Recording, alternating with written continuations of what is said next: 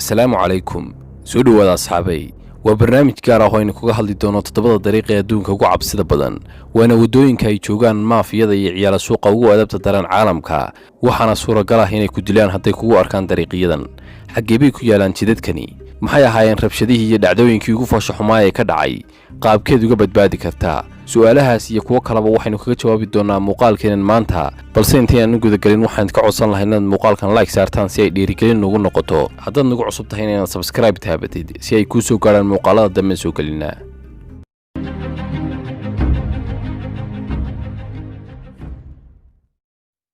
aynu ku bilowno wadanka Mareykanka iyo shaarica Baltimore Street waa wado khatarta ay leedahay awgeed laga ilaaliyo oo loo ogolaan inay maraan dadka dalxiis ahaan u taga wadanka Mareykanka halka sidoo kale wadooyinka iyo xaafadaha ay magaalada leedahay laga deeriyay amaan dare ka jirta awgeed waxaana guud ahaan magaalada Baltimore laga diiwaan galiyay inay jiraan meelo rabshaduhu ay joogto yihiin waana meelaha suuqa u ah maandooriyaha iyo waxyaabaha aan wadanka ogolayn taasina waa mid ka dhigtay magaaladan inaanay dalxiisayaashu badan ka iman inkastoo ay booliska magaalada isku dayeen inay dejiyaan xaalka magaalada haddana jidadka iyo qaar ka mid ah xaafadaha magaaladu waa kuwo wali rabshada ka dhacayaan halka dilka iyo dambiyada ka dhaca wadooyinka iyo xaafadaha magaaladan ay ka badan yihiin 19 jeer celcelis ahaan inta dambiye ka dhaca gobolada wadanka Mareykanka mana jiriso habeen intuu qof keligii xaafadaha iyo wadooyinka magaalada maro aanu la kulmayn xadgudub sida in la garaaco lana baadho waxaana ilaa maanta jira kiisas badan oo laga diiwaan galiyay wadooyinka magaaladan ilaa imikana maxkamadda saaran oo lagu guda jiro wadooyinka gobolka Kingston ee Jamaica sanadii la soo dhaafay ee 2019 waxay shaacisay wasaaradda arrimaha dibadda Mareykanku in aanay dadka wadankooda u dhashay u dalxiisin gobol xeebeedka Kingston ee ku yaala wadanka Jamaica sababo la xiriiray in dambiyada iyo xadgudubka dadka loo geystaa ku bateen halka dhawaqa rasaastu aanay kala joogsi lahayn waxaana sida caadiga ah mamnuuca inuu shakhsi baabuur habeenkii ku kaxaysto wadooyinka magaalada Kingston halka wadanka Jamaica ay ka mid tahay wadamada uu dilka ugu badan ka dhaco caalamka sida caadada u ah dadka dalxiisayaashuna markay yimaadaan wadankan waxay tagaan meelo gaar ah oo loo diyaariyay booliskuna uu joogo si ay amaankooda u sugaan 2018 markay ku badatay wadankan rabshada iyo dilka joogtada ahi waxay cilaamisay xukuumadda wadanku in xaalad degdeg ah la geliyo wadanka halka xukuumadda Mareykankuna shaacisay inay jiraan goobo ay muhiim tahay in gaar looga feejignaado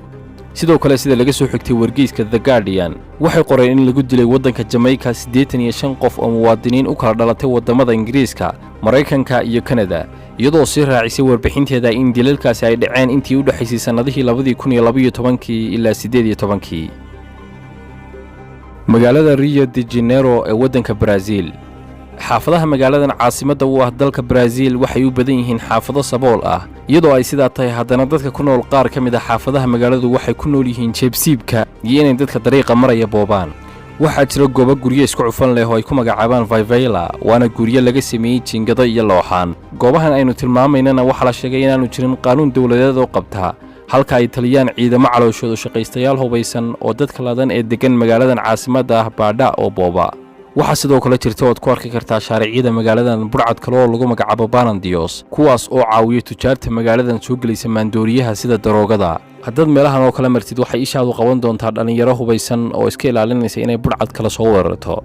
sanad ka hor dalxiisay Australian ah oo tagay magaaladan waxa uu ka haystay gaari taksiya waxaanu darawalkii ka dalbaday inuu geeyo goobta favela darawalkii taksiga waxa uu sheegay in gaariga iyo naftiisuba khatar galayso haddii uu meesha ay degan yihiin meel 500 oo talaabo u jirta ku istaagi waayo inta kadib waxa uu dalxiisiisii waday socodkiisii waxaanu sheegay inaanu wax dhibaato ah la kulmin isagoo la kulmay 3 shakhsi oo hubaysan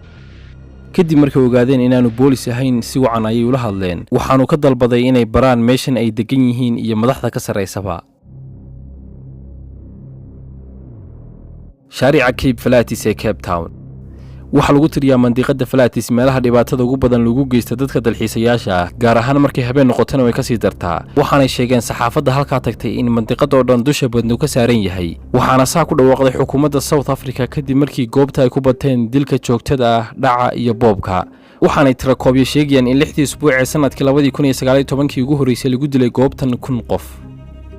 waxaana dhacday arintani kadib markii dawladda wadanku goobta u dirtay ciidamo maafiyada la dagaalama dadka agagaarka goobtan ka dhadhawina waxay sheegeen in dhawaqa rasaastu meeshan caadi ka noqotay markii xabaday dhawaaqdana aad niyadda ka rajaynayso in rasaastaasi aanay ku dhicin qof ka mid ah qoyskaaga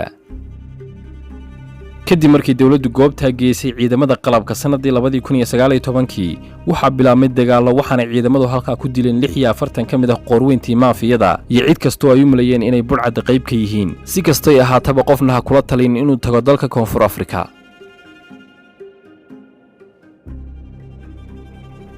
Shaarica Rivera Hernandez ee wadanka Honduras. inkastoo magaaladan San Pedrosola ee wadankan waqooyiga kaga taala lagu tilmaamo mid kamid ah magaalooyinka ugu argagaxaya cabsida badan adduunka, haddana waxaa jira meelo kale oo wadankan la tagi karo laguna noolaan karo iyo goobo kale oo laga taxadiro sida magaaladan San Pedro, halka badanka shacabka wadankan degan ay dubaha faqriga tumayaan oo ay saboolnimo ku wada nool yihiin. haddana iyadoo ay sidaa tahay waxay dadyagu qaar shaqo ka dhigteen inay jariimo iyo dambiyo culus geystaan si ay quuto daruuriga nolol maalmeedkooda u helaan. kadib markii boolisku ka hayaameen halka oo ay suurtagali weeday inay 24 saacadood bay ilaaliyaan, waxa soo baxay kooxo burcad ah oo ku hirbadireeraya si ay meeshan xurta ugu haysan lahaayeen iyaguna u maamuli lahaayeen. Blaze la'aanta halka ka dhacday awgeedna waxa goobtan ku sii batay boobka, dilka, baadda iyo xadgudubka loo geysanayo dadka ku qariibka ah meeshan. waxaana sanadkii 2019 mandiqadan ku sii batay 95% dilka, halka sidoo kale sanadihii ugu dambeeyay guud ahaan xaaladda dil ee wadankani kor u kacday, gaar ahaan shaarican Rivera Hernandez ee magaalada San Pedrosola. shaarica Katia ee caasimadda Caracas ee wadanka Venezuela. dawladda Venezuela waxay safka hore kaga jirtaa tirakoobka wadamada sanadkii dilka ugu badan ka dhaco, gaar ahaan sanadihii ugu dambeeyay, iyadoo liiska dawladahan kula jirto wadamada ay ka mid yihiin Colombia, Guatemala, Brazil iyo Mareykanka oo waxba ka sareeya marka loo eego tirada dadka rasaasta isku dilaysa sanadkii. laakiin kooxaha maafiyada ee dilka geysanaya ee taagan shaarica Katia waxay qabsadeen ciwaanada wargeysyada adduunka, sidaynu hore u soo sheegnayna wadooyinkan askari ilaalisa ma joogaan, adoon gareenin haddaad gashid meelahana cid ku caawinaysa ma laha. goobahana waxa ku badan tuugta boobka iyo baadhashada ku dheeraysa, laakiin waxa kaga saameyn badan kuwa hubka sita ee goobta jooga ee maandooriyaha ka ganacsada. waxaanay leeyihiin meelo gaar ah iyagoo wadamada Ingiriiska iyo Kanada muwaadiniintooda aadaysa wadanka Venezuela uga digay inaanay galin meelahaas ay maafiyada xukunto, iyagoo sidoo kale uga digay inay habeenkii socdaan. xaafado ka tirsan magaalada Tijuana ee wadanka Mexico.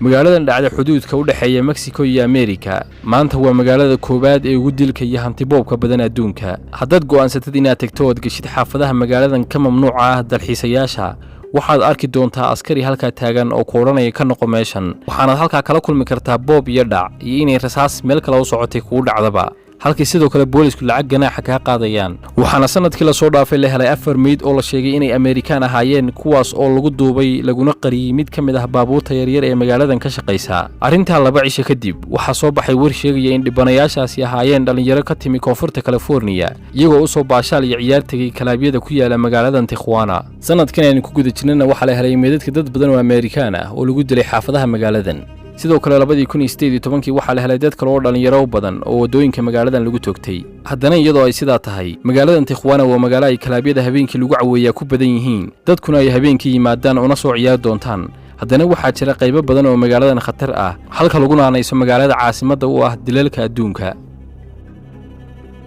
intaas ayuu ku eegyahay mawduuceennani. hadduu muuqaalkani ku qanciyo like taabo, subscribe-na taabo si ay ku soo gaaraan muuqaalada dambe soo gelinaa.